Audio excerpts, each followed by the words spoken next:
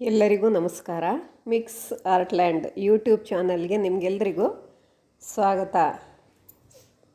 ಹೂಗಳಿಂದ ತುಂಬಿಕೊಂಡ ಬಳ್ಳಿಯ ಗೆಜ್ಜೆ ವಸ್ತ್ರದ ಡಿಸೈನ್ ಇವತ್ತಿನ ವಿಡಿಯೋದಲ್ಲಿ ನಾನು ಮಾಡಿ ತೋರಿಸಿಕೊಡ್ತಾ ಇದ್ದೀನಿ. ಇದು ನೋಡೋದಕ್ಕೆ ತುಂಬ ಸುಂದರವಾಗಿದೆ ಮತ್ತು ಮಾಡೋದಕ್ಕೆ ತುಂಬ ಸುಲಭವಾಗಿದೆ. ಕುಂಕುಮ,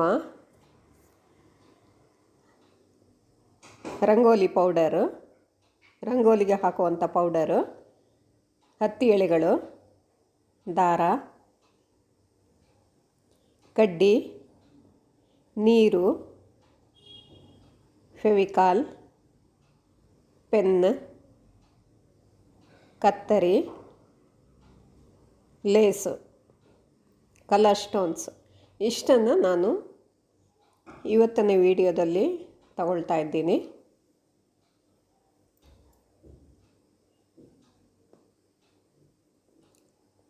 ಪೆನ್ನಿಗೆ ದಾರವನ್ನು ಸುತ್ತಿ ಒಂದು ಸಾದಾ ಹೂವನ್ನು ಮಾಡ್ತಾಯಿದ್ದೀನಿ. ಇದು ನನ್ನ ಹಿಂದಿನ ತುಂಬ ವಿಡಿಯೋಗಳಲ್ಲಿ ತೋರಿಸಿಕೊಟ್ಟಿದ್ದೀನಿ. ಈಗಾಗಲೇ ಎಲ್ರಿಗೂ ಮಾಡೋಕ್ಕೆ ಗೊತ್ತಿದೆ ಗೆಜ್ಜೆ ವಸ್ತ್ರ ಮಾಡೋವರಿಗೆ. ಆದರೆ ತುಂಬ ದಿನಗಳ ನಂತರ ಈ ಹೂವನ್ನು ಮಾಡ್ತಾ ಇರೋದ್ರಿಂದ ಮತ್ತು ಹೊಸದಾಗಿ ನನ್ನ ಚಾನಲ್ನ ನೋಡ್ತಾ ಇರೋರಿಗೋಸ್ಕರ ಮತ್ತೊಮ್ಮೆ ಮಾಡಿ ತೋರಿಸಿಕೊಡ್ತಾ ಇದ್ದೀನಿ.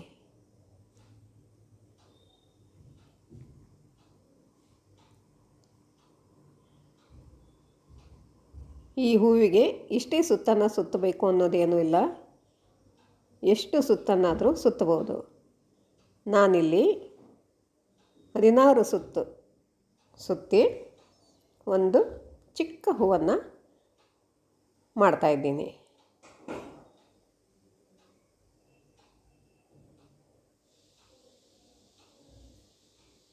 ಎಲ್ಲವನ್ನು ಸೇರಿಸಿ ತುದಿಯಲ್ಲಿ ಗಂಟು ಹಾಕಿ ಹೂವನ್ನು ರೆಡಿ ಮಾಡ್ತಾಯಿದ್ದೀನಿ.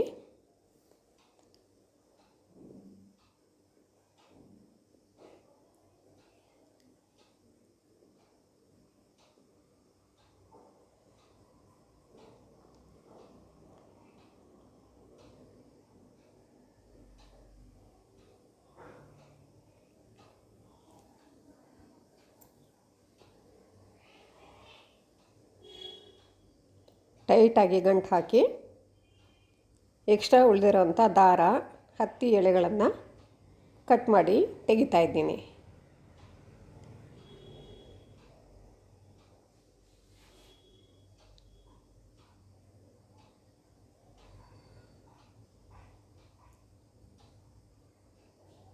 ಇವಾಗ ಒಂದು ಚಿಕ್ಕ ಹೂ ರೆಡಿ ಆಯಿತು. ಪೆಟಲ್ಸ್ಗಳನ್ನು ನೀಟಾಗಿ ರೌಂಡ್ ಶೇಪ್ನಲ್ಲಿ ಮಾಡಿಕೊಳ್ಬೇಕು. ಹೂ ರೆಡಿಯಾಗಿದೆ.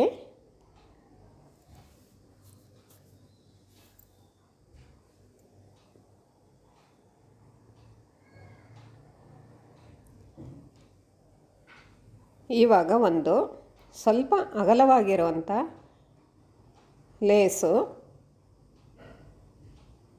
ಅಥವಾ ಸ್ಯಾಟಿನ್ ರೋಲು, ಸ್ವಲ್ಪ ಅಗಲವಾಗಿರಬೇಕು ಸೈಜು ತಗೊಳ್ಬೇಕು. ನಾನು ಇಲ್ಲಿ ನನ್ನ ಹತ್ರ ಇಷ್ಟು ಅಗಲ ಇರುವಂಥ ಲೇಸು ಅಥವಾ ಸ್ಯಾಟಿನ್ ರೋಲ್ ಯಾವುದೂ ಇರಲಿಲ್ಲ. ಅದಕ್ಕೋಸ್ಕರ ನಾನು ಬ್ಲೌಸ್ ಪೀಸನ್ನು ಈ ಶೇಪ್ನಲ್ಲಿ ಕಟ್ ಮಾಡ್ಕೊಂಡಿದ್ದೀನಿ. ಇವಾಗ ಹತ್ತಿ ಎಳೆಗಳನ್ನು ತೆಗೆದುಕೊಂಡು ಬಳ್ಳಿಯನ್ನು ಮಾಡ್ಕೊಳ್ತಾ ಇದ್ದೀನಿ. ಫಸ್ಟು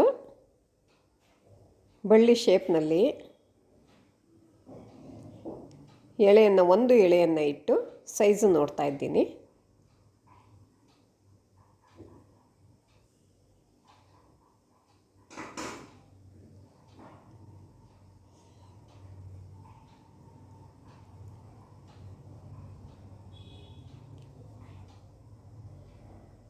ಇವಾಗ ಇದೇ ಸೈಜ್ನಲ್ಲಿ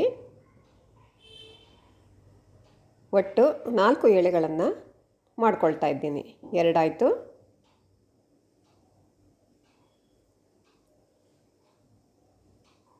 ಮೂರು ಮತ್ತು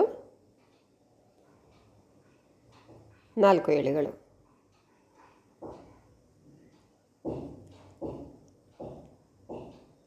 ತುದಿಯಲ್ಲಿ ದಾರದಿಂದ ಗಂಟು ಹಾಕಿ 4 ಎಳೆಗಳನ್ನು ರೆಡಿ ಮಾಡ್ಕೊಂಡಿದ್ದೀನಿ.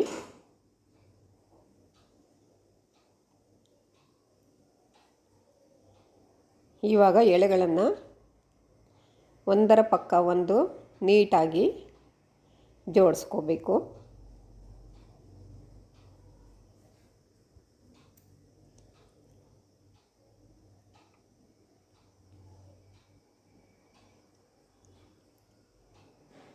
ಫೆವಿಕಾಲ್ ಹಾಕಿ ತುದಿಯಲ್ಲಿ ಅಂಟಿಸ್ಕೋಬೇಕು ಫಸ್ಟ್. ನಂತರ ಬಳ್ಳಿಯ ಡಿಸೈನು ರೆಡಿ ಮಾಡಿಕೊಳ್ಬೇಕು.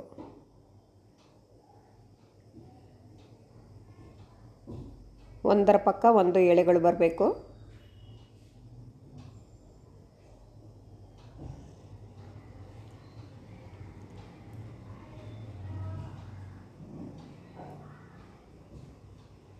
ಕೆಳಗೆ ಪೆನ್ಸಿಲ್ನಿಂದ ಬಳ್ಳಿ ಶೇಪ್ನಲ್ಲಿ ಮಾರ್ಕ್ ಮಾಡಿಕೊಂಡು ಕೂಡ ಮಾಡ್ಕೊಳ್ಬೋದು.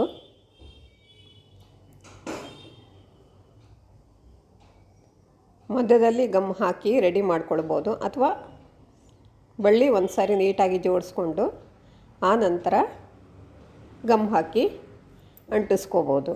ನಾನಿಲ್ಲಿ ಫಸ್ಟು ಬಳ್ಳಿಯನ್ನು ಇಡ್ತಾ ಇದ್ದೀನಿ.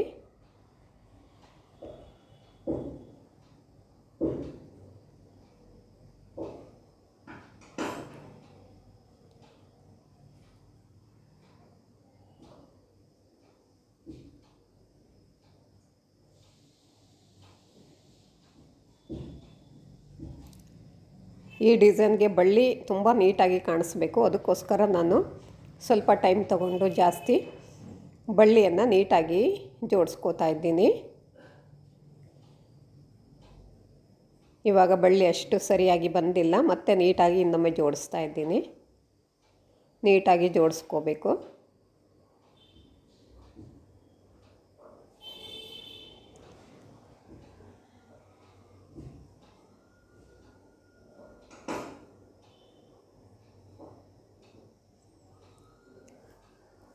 ಬಳ್ಳಿ ಸ್ವಲ್ಪ ನೀಟಾಗಿ ಜೋಡಿಸ್ಕೊಂಡ ನಂತರ ಮತ್ತೆ ತುಂಬ ಸುಲಭವಾಗಿದೆ.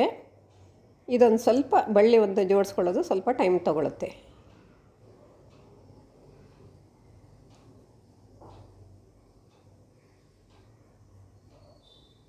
ಇವಾಗ ಬಳ್ಳಿ ರೆಡಿ ಆಯಿತು.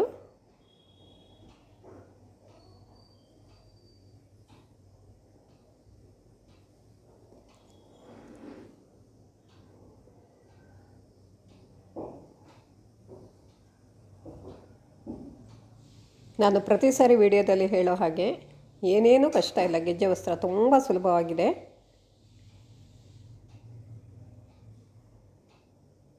ಇವಾಗ ಮಧ್ಯದಲ್ಲಿ ಗಮ್ ಹಾಕಿ ಅಂಟಿಸ್ಕೋಬೇಕು. ಒಂದು ಸಾರಿ ಕರೆಕ್ಟಾಗಿ ಬಳ್ಳಿ ಬಂದ ನಂತರ ಅಂಟಿಸ್ಕೋಬೇಕು.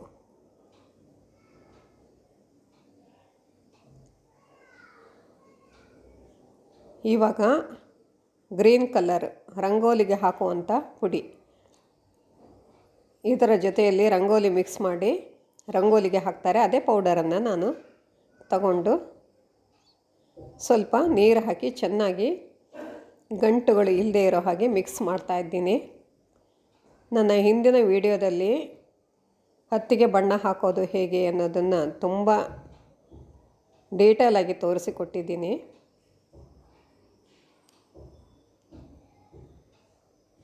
ಇವಾಗ ಮೇಲೆ ಇರುವಂಥ ನೀರನ್ನು ಮಾತ್ರ ತೆಗೆದುಕೊಂಡು ಈ ರೀತಿ ಬಳ್ಳಿಗೆ ಡಾಟ್ಗಳನ್ನು ಇಟ್ಕೊಂಡು ಹೋಗಬೇಕು ಸ್ಟ್ರೈಟಾಗಿ. ಇರುವಂಥ ಪುಡಿಯನ್ನು ಸೇರಿಸ್ಕೋಬಾರ್ದು. ಕೆಳಗಿರೋ ಪುಡಿಯನ್ನು ಸೇರಿಸ್ಕೊಂಡ್ರೆ ಒಣಗಿದ ನಂತರ ಪುಡಿ ಉದುರೋದಕ್ಕೆ ಶುರುವಾಗುತ್ತೆ. ಅದಕ್ಕೋಸ್ಕರ ಮೇಲೆ ಇರುವಂಥ ತಿಳಿ ನೀರನ್ನು ಮಾತ್ರ ತಗೊಳ್ಬೇಕು. ಇದೇ ರೀತಿ ಸೇಮ್ ಡಿಸ್ಟೆನ್ಸ್ ಇಟ್ಬಿಟ್ಟು ಡಾಟ್ ಇಟ್ಕೊಂಡು ಹೋಗಬೇಕು ಗ್ರೀನ್ ಕಲರಿಂದ.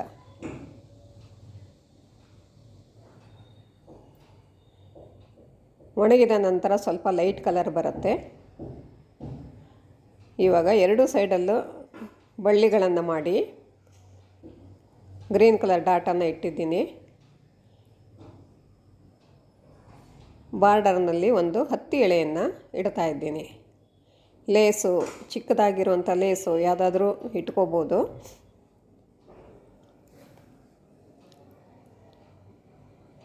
ಇವಾಗ ಹೂವಿನ ತುದಿಯಲ್ಲಿ ಕೂಡ ಅದೇ ರೀತಿ ಡಾಟ್ ಇಡ್ತಾ ಇದ್ದೀನಿ, ನೀರನ್ನು ಮಾತ್ರ ತೆಗೆದುಕೊಂಡು. ಈ ರೀತಿ ಹೂ ಮಾಡೋದನ್ನು ಕೂಡ ನಾನು ಹಿಂದೆ ಒಂದು ವಿಡಿಯೋದಲ್ಲಿ ತೋರಿಸಿಕೊಟ್ಟಿದ್ದೀನಿ. ದೊಡ್ಡ ಹೂಗಳನ್ನು ಮಾಡಿ ಒಂದು ವಿಡಿಯೋವನ್ನು ಮಾಡಿದ್ದೀನಿ.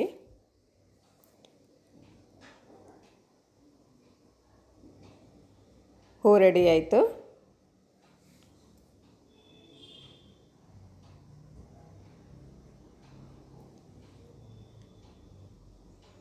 ಬಳ್ಳಿಯ ಮಧ್ಯದಲ್ಲಿ ಹೂಗಳನ್ನು ಜೋಡಿಸ್ತಾ ಇದ್ದೀನಿ.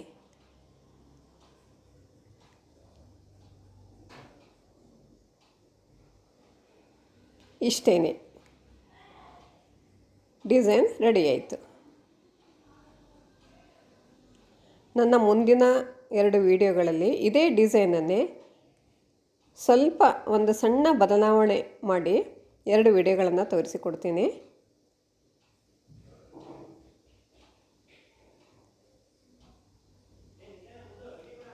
ಪದಕಕ್ಕೆ ಸ್ವಲ್ಪ ದೊಡ್ಡ ಸೈಜನ್ನು ಹೂವನ್ನು ಇಟ್ಟು ಪಕ್ಕದಲ್ಲಿ 2 ಚಿಕ್ಕ ಸೈಜಿನ ಹೂಗಳನ್ನು ಇಟ್ಟಿದ್ದೀನಿ. ಇದು ಆಪ್ಷನ್ನು, ಬೇಕಿದ್ರೆ ಇಟ್ಕೊಳ್ಬೋದು, ಇಲ್ಲಾಂದರೆ ಬಿಡ್ಬೋದು. ಇದು ನೀಟಾಗಿ ಕಾಣಿಸ್ಲಿಲ್ಲ, ನಾನು ಅದಕ್ಕೋಸ್ಕರ ಗ್ರೀನ್ ಕಲರ್ ಇಟ್ಟಿದ್ದೀನಿ ಫೋಟೋದಲ್ಲಿ. ಇಷ್ಟು ಹೊತ್ತು ನನ್ನ ವಿಡಿಯೋ ನೋಡಿದ್ದಕ್ಕಾಗಿ ನಿಮಗೆಲ್ಲ ತುಂಬ ಧನ್ಯವಾದಗಳು.